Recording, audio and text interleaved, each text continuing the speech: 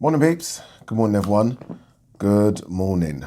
How are we all doing? Hopefully, you're all doing very, very well. Don't forget, if you're new to the channel, please hit that subscribe button. Don't forget as well to like and share the vids. All right, I have absolutely no idea what we're going to talk about today. I just fancied doing a video before I went to work. Let's see what the subjects are, and we can have a good old chinwag for about 20 minutes. Quick update with regards to the studio. So I was very close, very, very close to signing on the dotted line for a studio last week. It was just a tad bit small. I'd seen photos of it and I was like, okay, cool. I went there and I was like, just a bit small this. It was 100 square foot, but it was more. So when I heard 100 square foot, I was like, okay, that's fine. But it was more like in lengthwise, like the width of the room was quite tight. So I was like, so they're showing me, the same company are showing me a 200 square foot one just 5 minutes away from here, which is even better because those films, or those times when I just want to quickly film, I'm only 5 minutes away. The other one's about a 20-minute drive. It's a bit more money, the 200 square foot one, obviously. So I'm like and ahhing about it. I do want it all sorted by a couple of weeks. I'd like to be in the studio 1st of July. Like that. That's honestly what I'd like to do. So we'll see. But yeah, that's an update. So 100 square foot one, a bit tight, really high ceilings as well, which isn't good for sound. Like you don't want it to be that high. So look, there's a couple of things going on. I'm just hoping the one I see next is a bit smaller and has the space I'm looking for. But yeah, we'll keep you updated. Did I say hit the subscribe button? I think I did, but if I didn't, hit that subscribe button, people. All right, what have we got here? Errol Spence pursuit will end Pacquiao's career on a painful note. Most likely, right? I mean, it should happen that way. I mean, 42-year-old Manny Pacquiao, who started as a flyweight, should get beat by a fresh, young, hungry Errol Spence. I don't think it will happen that way. I don't think Spence is going to blow out Pacquiao. I don't. I think Spence will win, yeah, but I don't think he's going to blow him out the water. I mean, Spence couldn't blow out Mikey Garcia. Do you know what I mean? Who, I don't know. I'm not sure. Hey, look, it's just a good fight. It's just a good fight. Let's wait and see. I mean, Pacquiao, I think a lot of people said that when the Pacquiao-Furman matchup happened as well, albeit a couple of years ago, a younger Pacquiao. Maybe people didn't view Furman as good as they view Spence. But a lot of people thought that Furman would beat Pac-Man, and that didn't happen. Pac-Man won that. So I'm not quite sure it will end on a painful note, but I do expect Errol Spence to win. I do. There's been a lot of backlash, by the way, about this Josh Taylor win. Not anything negative, but like more from a broadcaster point of view of how many broadcasters are actually talking about it over here. Like, this is a big, big deal. The first Brit to be undisputed in the 4-belt era. And I mean, that should be front page news when it comes to sport. It should be. And they're saying, like, why ain't BBC Scotland talking about it? Sky Sports should be doing something about it. Like, he lands tonight, 7:30, Edinburgh Airport, I think it is. He should get like a hero's reception. Do you know what I mean? I mean, there should be cameras being shoved in his face about his achievement, but I doubt there will be. And I guess questions have been asked as to why that is the case. Why isn't he being serenaded? I don't know. Julian Williams backs Ennis to beat Crawford, Furman, Spence. Okay, let's calm down a little bit. Crawford, Furman, and Spence. Okay. I mean, Ennis is good, but we need to see more. Like, we do this, don't we? I do this. I mean, I've done the same thing about the likes of Andre Berto many, many moons ago, and even Adrian Broner. I remember seeing them kind of knock off the B and C level guys and thinking, Jesus Christ, these guys are special. Like, there's a massive, massive gap between the B level guys and the A level guys. Like, there isn't that big a gap between the C and the B. But the B and the A, there's a big, big gap. And we need to see him knock off an A minus first before we talk about the A stars. Do you know what I mean? So, look, I respect Julian Williams and his opinion, but I need to see Boots Ennis do a bit more. Not just Boots Ennis, Virgil Ortiz as well. There's a few people that are in that kind of next level coming up. And I need to see them do more before you talk about fucking Furman. We can park for a while, but before you talk about beating Crawford and Spence. I mean, those are £2 for pounders. Legit, guys. Let's see. Murat Gassiev ready to start camp for targeted return in the summer. Sorry, 1 second. I must be wrong here. Gassiev has made his heavyweight debut, hasn't he? Don't tell me Gassiev. I know he's had injuries, but don't tell me he's not fought since Usyk. Can't be. Can't be. Okay, he beat Safari. Okay, I remember that, yeah. I don't know. I don't know about Gassiev, you know. Let's see what he does. He looks like, you look at the size of him now and you think, how he even made cruiserweight? I do not know, but I'm not quite sure he's going to make the same splash he did in cruiser as he did in heavy. In fact, he won't. I'll say that now, he won't. But he's a good addition to the division. Hearn not convinced everyone in Team Fury wanted Joshua fight to happen. The fallout of this continues. Let's just move on. Let's just move on. I mean, AJ will... I was going to say AJ will fight Usyk. I'm not quite sure now. I'm hearing whispers about AJ vacating that belt and AJ fighting Dillian Whyte. Those that know a bit more than I do are saying AJ is likely to fight Dillian Whyte. But we do know Fury's going to fight Wilder, so let's just see how that one plays out. Still going to be a good fight. The build-up's going to be crazy. It's going to do good numbers, and it will do another crazy gate as well. It's a big fight, Fury-Wilder. Yeah, it's a shame for Joshua. It's a big shame. Joshua seems more hurt and angry by this than anyone. Right? He doesn't often speak out, but obviously he said a few words to Tyson Fury over social media. He's put a few clips out and things on his social medias as well. I think he's upset. And whether it be Usyk or Whyte, it's not the same as Fury, was it? It's not the same as that big fight. Win or lose, he wants to be in the biggest fights. And Tyson Fury would have been that for him. He needs to fight. He needs to fight one of these kings of this era.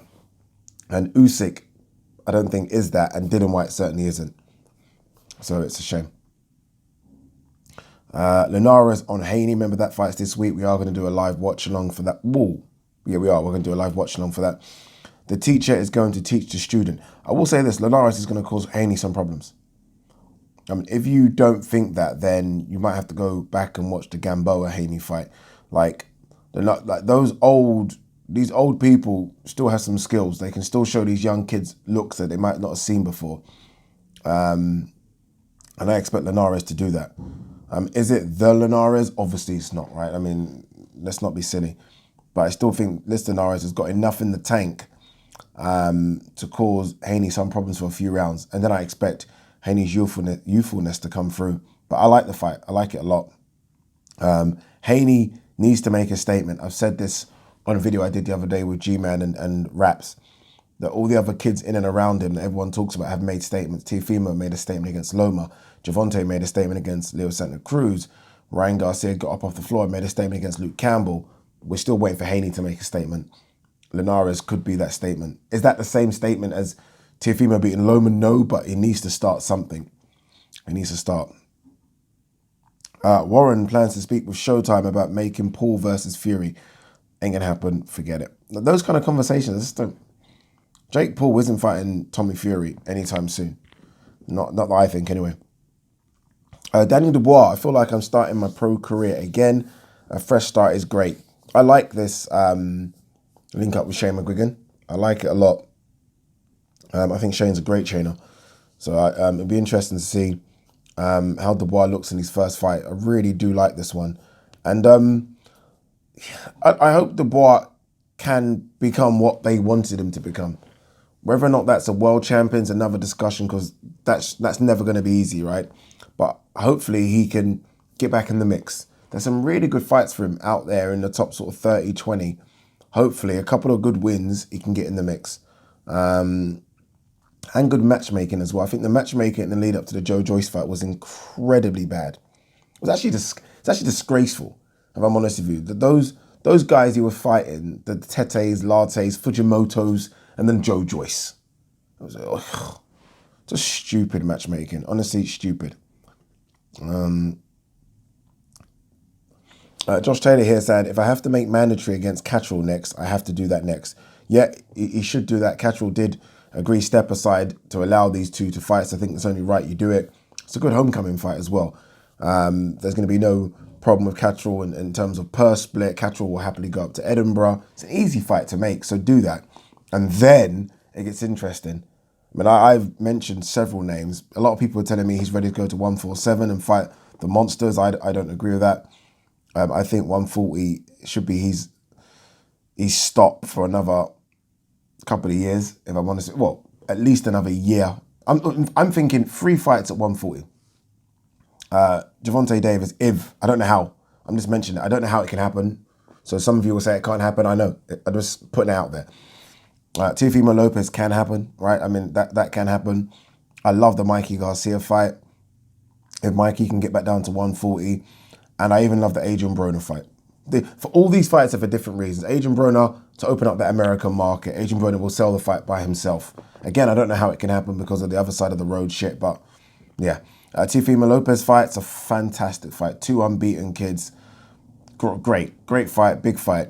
Deontay Davis is the big one at 140. For me, it's the big one. I mean, that's a huge fight at 140, especially if Deontay Davis can come through his fight against Barrios. And then Mikey Garcia. Garcia is a legit name. He's a legit name. Coming off, who did Mikey beat? Was it Vargas? Who did Mikey beat recently? Well, not recently, about a year ago. I think it was Vargas. Let's have a quick look again.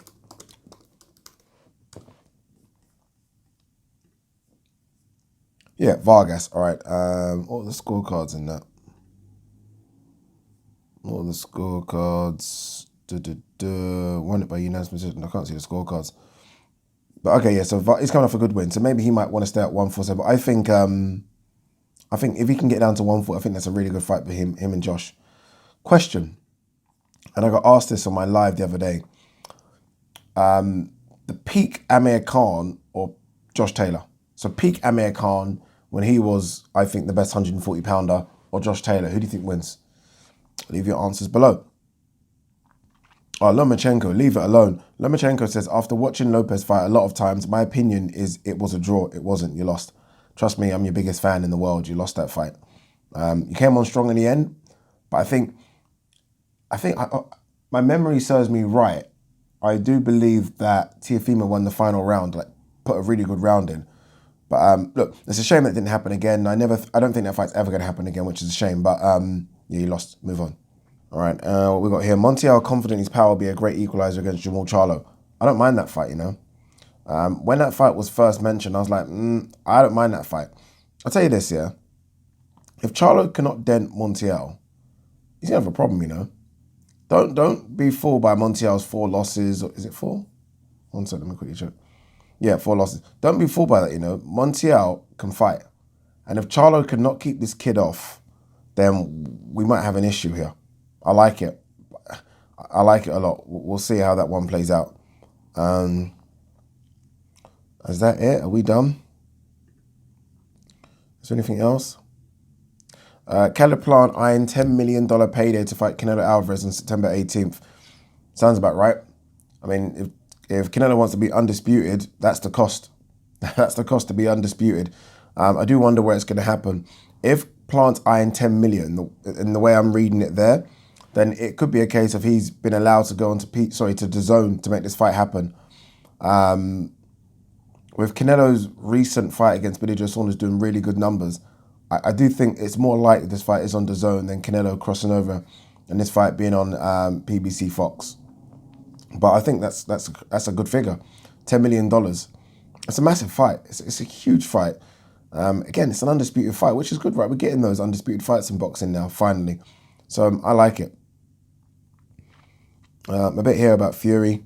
I just signed the contract. Bitch, you're getting knocked out to Wilder. Okay. I saw something. 2 seconds. I was going to go to Michael Benson's Twitter page. It's weird. Michael Benson, I've never seen him before. I felt that when I was going to go to TalkSport, I would see him. Never seen him. Okay, this is what I saw. Eddie Hearn has said that he's made an offer to Cali Sauerland for Chris Eubank Jr. to challenge Demetrius Andrade for the WBO middleweight title. And he said that they're very interested. Let's do it. Let's make that fight. I like that. Let's do that fight, please. I don't see like how we can't do it. It just makes so much sense for it to happen.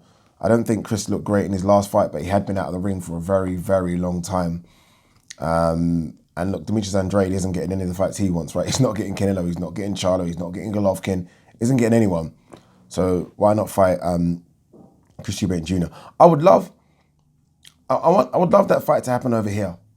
I would love it to happen. I'd love Demetrius Andrade to experience an English crowd. I do think Chris Eubank Jr. could sell out the O2 Arena. I do think for a world title fight, I think he could do it. But I don't see Demetrius Andrade coming over here. Eddie Hearn also revealed that Andy Ruiz DM'd him asking for an Anthony Joshua trilogy. No, thank you. Not yet. Last thing here before we pack up. Eddie Hearn stated that Alexander Usyk is most likely next opponent for AJ on August the 21st or the 28th, possibly at Wembley or Spurs Stadium. Other options include a Dillian White UK rematch or a US trilogy against Andy Ruiz. Is that a stadium fight? Maybe it is. I've just not. Maybe because we've been in pandemic, you forget the superstar and the reach of AJ.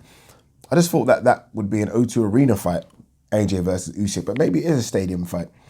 I'll be shocked if it is that, because that would mean he'd have to sell. But for him to want to go to Wembley Stadium or Tottenham Hotspur Stadium is what, 60,000, Wembley 90. There's no point going there if you're not allowed to have full capacity. I don't know if you're going to be allowed to have full capacity by August.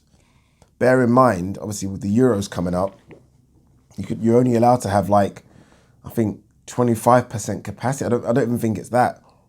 So, what does Eddie think that they're going to allow full capacity in a couple of months? Interesting indeed. What a drop off, right? It's such a big fight, AJ Usyk, but it does somehow feel like a massive drop off. Just double checking if there's anything else. Mainly Eddie just having a dig at Fury and the rest of them about this fight not happening. It's a shame. And by the way, I don't mind the Malik Scott and Deontay Wilder link up, I mean, I'm watching some clips here of Malik and Deontay Wilder hitting the pads, only a couple of seconds. But Malik is very, very experienced. Now, when I think of all the big heavyweight fights in the last sort of 15 years, Malik Scott's probably been in every single camp. Like either, the opponent or the champion or the challenger, he's always there. So he's been around the block for a long time, seen a lot of styles, been brought into mimic styles. I like Malik Scott. I like it. And I feel like it works for Deontay Wilder. He clearly trusts Malik Scott. They're friends. They seem to have a good relationship. I don't mind it. I don't mind it at all. Is it as good as the Breland link up? Who knows, right? I mean, we'll soon find out. Peace and love.